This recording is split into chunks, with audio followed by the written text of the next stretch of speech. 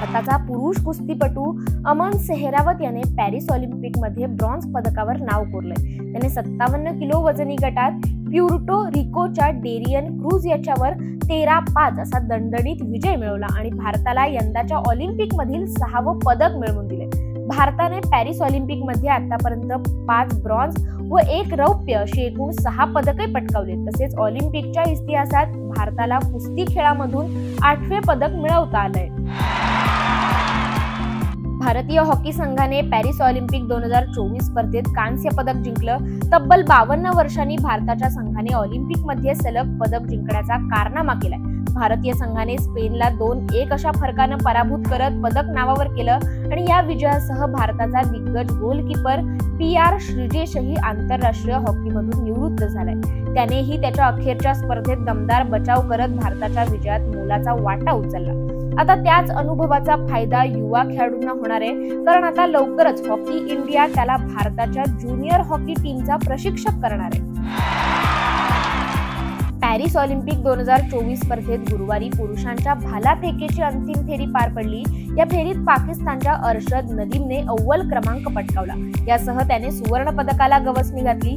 आता त्याच्यासाठी पाकिस्तानमधील पंजाब प्रांताच्या मुख्यमंत्री मरियम नवाज यांनी पाकिस्तानी चलनानुसार 10 कोटींच्या बक्षिसाची घोषणा केली आहे। त्याशिवाय पाकिस्तानी क्रिकेटपटू अहमद शेहजादनेही त्याच्या फाउंडेशन मार्फत नदीमसाठी 1 मिलियन रुपयांच्या बक्षिसाची घोषणा केली आहे।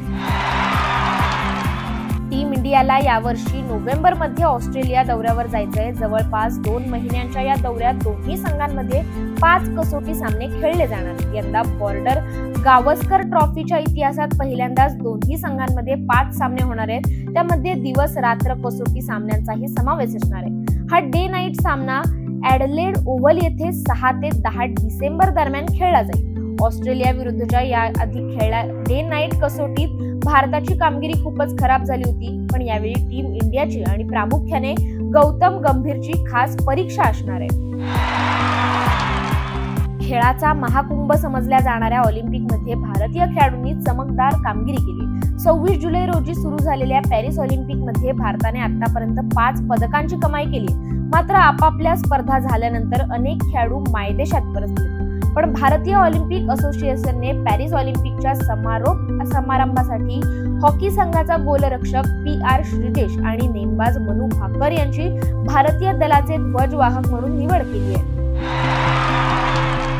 पाकिस्तान विरुद्ध बांगलादेश यांच्यात ऑगस्ट महिन्यातील 3ऱ्या आठवड्यापासून 2 सामन्यांची कसोटी मालिका खेळण्यात येणार आहे। बांगलादेश या टेस्ट सिरीजसाठी पाकिस्तान दौऱ्यावर जाणार आहे आणि या मालिकेला 21 ऑगस्ट पासून सुरुवात होणार आहे, तर 3 सप्टेंबरला या मालिकेची सांगता होणार आहे। या मालिकेसाठी पाकिस्तान क्रिकेट टीम सज्ज झाली आहे। PCBने 17 सदस्यीय संघांची घोषणा केली। शान मसूद पाकिस्तानचं नेतृत्व करणार आहे, तर बाबर आझम आणि शाहिद शान आफ्रिदी यांचा समावेश करण्यात आलाय। मालिकेतील सर्व सामने हे वर्ल्ड टेस्ट चॅम्पियनशिप स्पर्धेच्या साखळीचा भाग असणार आहेत।